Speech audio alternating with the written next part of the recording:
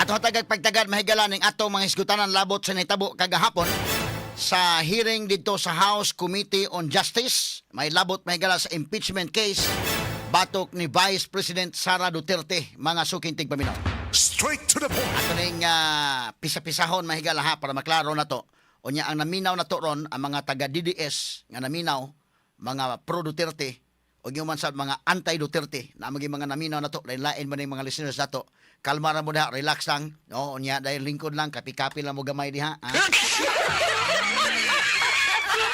Atong i-evaluate ning maong nahitabo kagahapon, with all due respect mahigala base mga kagalaan sa mga puntos nga nahipos kagahapon. Sa ato lang ning klarohon mga kagalaan. Kaya balikon ako ang kadtong mga nahitabo sa first round April 14, katong first round April 14 medyo dihado ang dihado mahigala ang mga anti-Duterte atong panahon na. Nga naman tungod kay medyo katugong ilang witness mahigala si Ramil Madriaga, iya pa mong isugulan ko hilak-hilak ko daykin.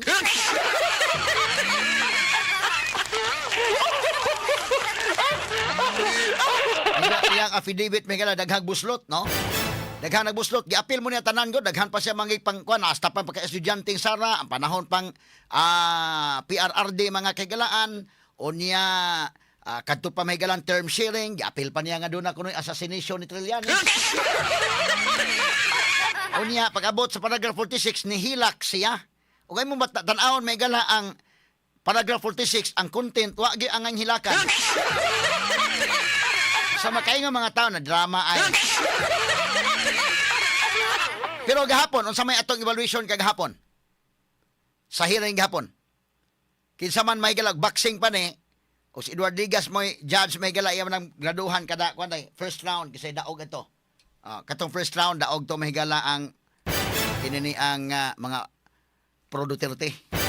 Ang gahapon sa may daog, second round, third round karong April 29. Atong i-evaluate lang ba kanang klaro-klaro nga evaluate pag-evaluate mahigala base sa atong pagtanaw makigalaan sa mga ebidensya nga gipresent gahapon. Dito ang AMLAC, dito ang Ombudsman, dito ang BIR, dito ang SEC, mga kahigalaan. Taas kaayo ni nga maong hearing gahapon. O niya medyo ang uban murag gitapulan siguro, ang uban nakatugon, ang uban na makasunod, pero natay mga punto por punto lang kay di man nato hisgutan tanan gikas buntag, kay kung atong hisgutan tanan gikas buntag di maigo to programa. Kay unsa gutong oras nagsugod ay alas 9 nagsugod, no, alas 10. Unya na human mga unsa oras alas 8 sa gabi. Isus Ginoo ko. Di maigo sa tong program. So ato lang tan-awon ang mga punto lang, mga sukit tigpaminaw. Straight to the point. Now atong hisgutan mahigala, atong i-evaluate ha. Anay tabo kagahapon.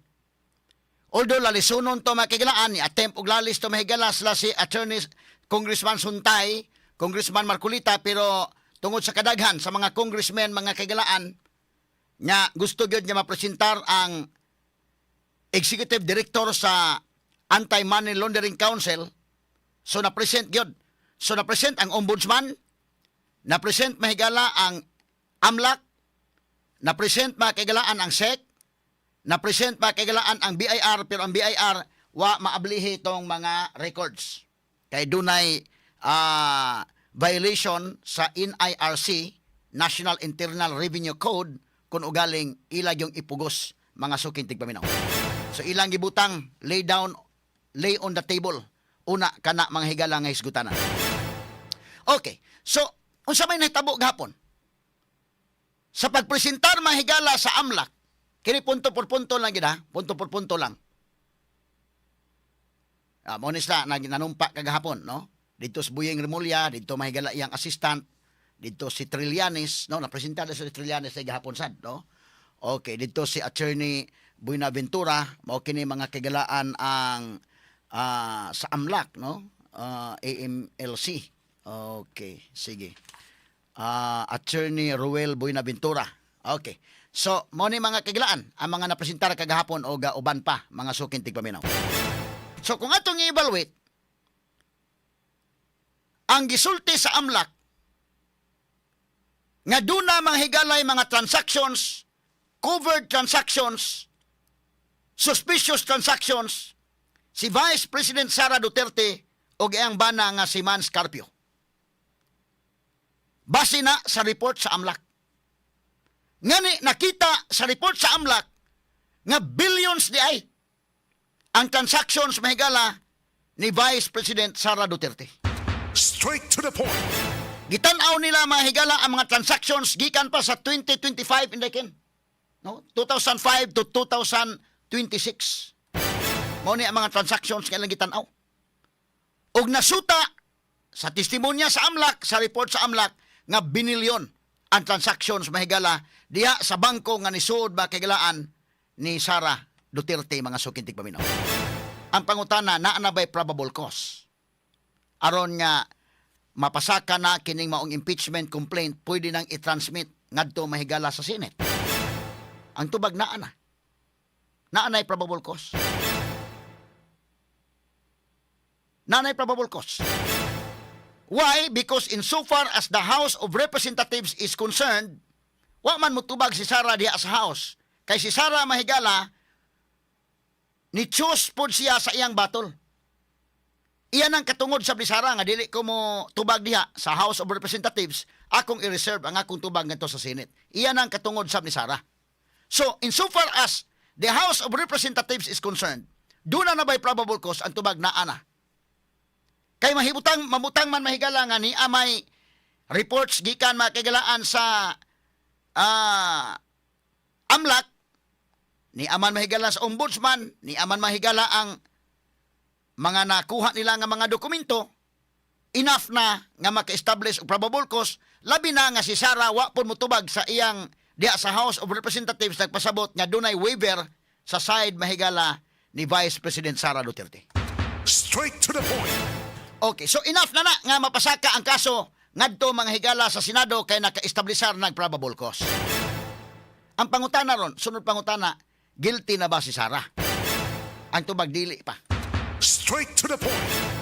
Kay ang requirements may galag probable cause, gamay man ang iyang evidentiary requirements, probable cause raman.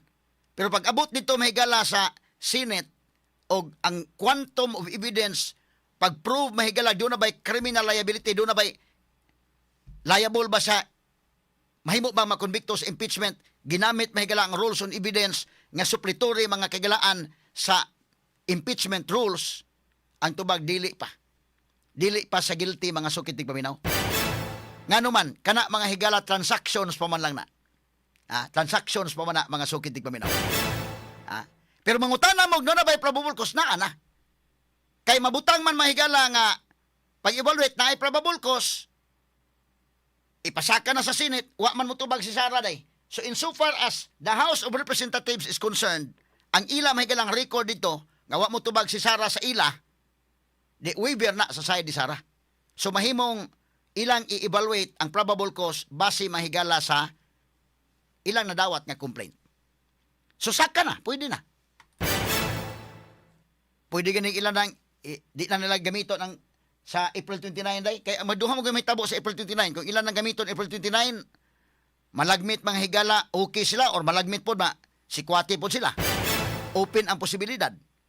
So, pwede na ilangan to sa Senate. Pero kung gusto nila mahigala nga pag brainwash mga tao gyud, kini para man ipag-squabble sa mga tao dahil depende nila.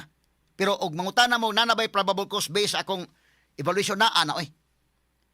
Wa man tubag Sara sa ila. Diha sa House mga kagalaan sa to pa pwede nilang i-evaluate nga ang complainant ra ang pikas lang nga side kay waiver na sa side ni Sara.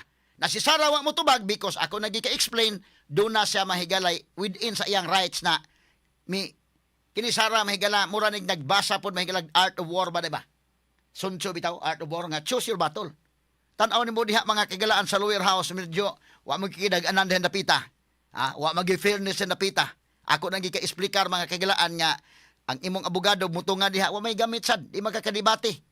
Haod man ang mga congressman di man na pwedeng debatehon nimo. Dili man mo in equal footing. Ang abogado dira mas likod mahigala mo lingkod. Di man kaka-object, di ganit ka cross-examine. So, way gamit. So si Sara mahigala, choose siya sa iyang battle. Adto siya sa Senate.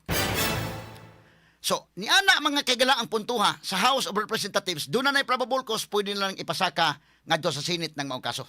Straight to the point. Mas maayo gilang ipasaka sa Senate aron nga sa ingon ni ana mga sukitig paminaw, napay mahabilin po nila intawong bomba sa day kay wa naman expose naman tanan lang mga arguments ebidensya na ana tanan na pagawa sa tanan. wala na ang mga tao nigabot sa Senate may wa naman laay naman na kabati naman may anak.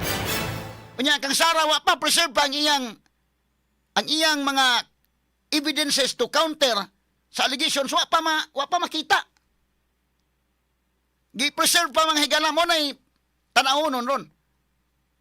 Wa naman na hurot-hurot na mo na bag. Sige ra pa day. Hurot na yung bala dili pa lang sa lower house. So, kaning mga congressmen, mas mayo ilan na nang i-transmit nga to sa Senate. Kay aron nga naa pa sila habilin por mga higalang bomba dito sa Senate. Kay mga tao ana, kini ko pag-squabble sa impeachment mga kagalaan, kada mga senators mo judge na according mga kagalaan sa evidence plus ang mga tao kung unsay opinion sa mga tao because nakataya diha ang ilang political career. Mo na prangka-prangka pag-istorya. Straight to the point. Because ang impeachment mahigala is a sui generis nga kaso. Sui generis kini nga proceedings. Sagol political na. So ikaw mahigalang senator judge, aside sa evidence, magtanaw ka hain dapit ang mga tao, mga sukitig paminaw kay basig masikwati ang imo unyang political career. Straight to the point. Now, sa ako nang giingon, og probable cause may isgutan naa. But ang pangutana, guilty na ba si Sara ang tubag dili pa? Nga naman, transactions man na. Billions man di ay nasa amlak. Yes, billions ang nasa amlak, pero wa magpasabot mahigalang guilty na. Nga naman, kinalan sa mo, hatag siyang side ngadto sa Senate. Kaya kini magud mahigalang amlak, inanay magud ni. Ato i-explicar ha. Para maklaro na to mahigala. Kini manggong bangko, mo report na sila ngadto mahigala sa Anti-Money Laundering Council. Nag-report nila dito, kanang tanan transactions nga 500,000 pataas. Sa ito pa, 500,000. Mo deposito, bisikin sa ganin ato, mo deposito ka ganin kwarta day, nga 500,000. I-deposito ni mo dito, kanang bangko, i-report ka sa amlak. Nga naman, covered transaction man na. Covered transaction. Muna, bisan kinsa na to nga mo deposito o kwarta, nga 500,000 pesos pataas, 500,000, i-report ka sa amlak, anak. Na nag-withdraw po nimo, i-report po na sa amlak. Muna ang dunay inflow o outflow. Kabantay mo, inflow o outflow. Sabtunon yun na siya kayo. Kung dili ka na masabot, mahigala, medyo kaingon yung kakalingo-lingo kayo. O billions man di ay. Pero ang transaction, mga kagalaan, dili siya conclusion nga guilty ang usa ka tawo. Nga naman, example ha, nisod karon pananglitan, maingon ko ron day, Ken. 500, kay 500,000 naa naman. Ma-report man ka. Unya mahimo manghigala nga mahimo nga covered transaction o mahimong suspicious pa gyud siya kung panalitan dunay 500,000 pesos ni sud mga higala sa imong account kay panalitan kay ni sud sa imong bangko 500,000 pesos i-report ka sa amla na ni sud karon buntag ang 500,000 pesos first na nga transaction covered sa amlak. Pagkahapon imong gi-withdraw duha ka transaction covered sa amlak, report ka kaduha ka ma-report kay Straight to the point. kaduha ka ma-report ng question guilty ba ka ang tubag dili pa kay mahimo man mahigalang maka-explain ka nga nganong naunsang hitabuan na. Ha? Ako example ha, panalitan. Karon mga higala do na kay sakyanan kay butang ta lang. Na kay sakyanan. Nganlan ta lang nga na kay sakyanan Toyota example. Unya kanang imong sakyanan nga Toyota tungod kay nagira man gito sa Middle East ni mahal man gasolina. Imong ibaligya ngadto ni Inday Ken Galinia. Pila may baligya day? 500,000 lang day Ken. Ingon ka, ay di lang ko madawat kasa kay basig tulison ta na, transfer lang sa bangko. So gi-transfer ni Inday Ken Galinia ang kwarta sa iyang bangko ngadto sa bangko ni Kay Susminia. Pag transfer 500,000 man, report ka sa amlak. Ngano man covered transaction man. Covered transaction man. Unya si Kay niingon nga Inday Maris kanang imong BYD ba? Nga sakyanan paliton ko lang na pila mabaligya nimo dami 500,000 na sad. Paliton ako na imong BYD kay magbattery na lang ko kay mahal kay gasolina. Ya si Ken ganahan man sa kong sakyanan nga Toyota ako baligya niya. Palit ko sa imong BYD. Sa to pa, mingon po si Marisa i-transfer ng kwarta sa bangko. So si Ken ni withdraw siyang kwarta kay gihatag ni Marisa. Duha ka transactions. Pilay na habilin sa kang King bangko wa na zero. Kay 500,000 yang halin kang Ken ni Swords bangko gi-withdraw mo sa dayon. Pila? Duha ka transaction covered sa amlak, i-report sa amlak. Suspicious pa gyud kay gisud pagkabuntag gi-withdraw pagkahapon.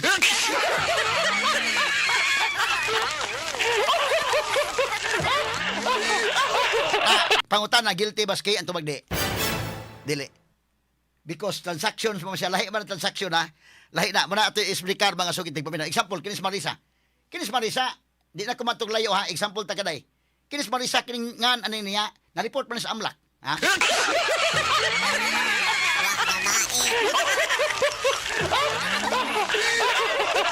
Ngano na-report pa sa AMLAC? Di na kumatog layo ha. Kaya aron niya mga sabtan yo sa publiko. Ngano na-report pa sa AMLAC? Pila may sweldo nimo sa DYHP? Di lang ako i-mention na, igo-igo lang iyang sweldo sa DYHP nga. Igo-igo na sad niya, makalipay sad niya, no? Pero ngano man niya tumbuhan sa September, ngano na may sud sa imong bangko dai maris nga 4.3 million. Unya pag December, nano pa inisuod nga 3.4 million, asa kay ning kwartaha. Og imo nang i-convicto si Marisa na unfair ka. Kaya tatawa na lagi transaction, oh. Nga naman, every 500,000 pesos, i-report man ka sa AMLAC. So, kung di mo pa explikaron si Marisa, imawa na, guilty ka, Marisa, ayun na din ako, maminaw ni mo guilty ka.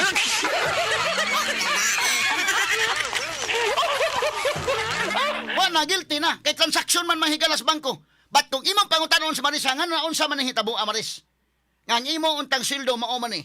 Nakay gamay nga negosyo-negosyo, kay kamauman ka mo negosyo-negosyo sa, di man nakaabot aning kwartaha. Nganong in 2 months time, nakakuha magag 4.3 million.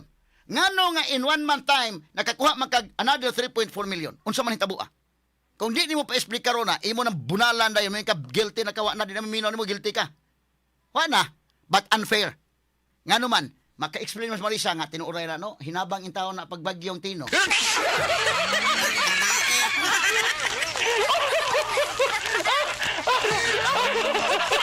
Kanang 4.3 million no, hinabang na sa linog. Kunya, nagsunod mo itong linog na iguan. Kanas Marisa, tinuray lang. Bisag ato, kikpustakan na iguan, nga na sa AMLAC ron. Ha?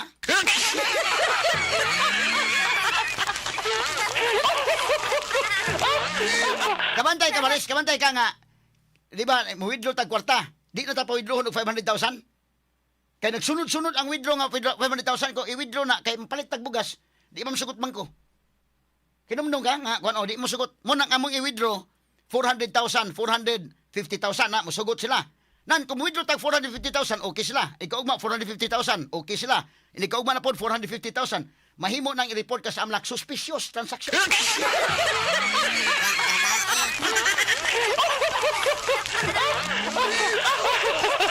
Nakuha niyo simple kay explanation ha, aron masabot sa masa ba. Wa magpasabot nga guilty ka. Ha? Gumikan na anang maumang transactions. Lahi ng transaction ka na may inflow o outflow. Ha? Inflow, outflow. Atong dugang nga explicar o niya, aron masabtan tanan.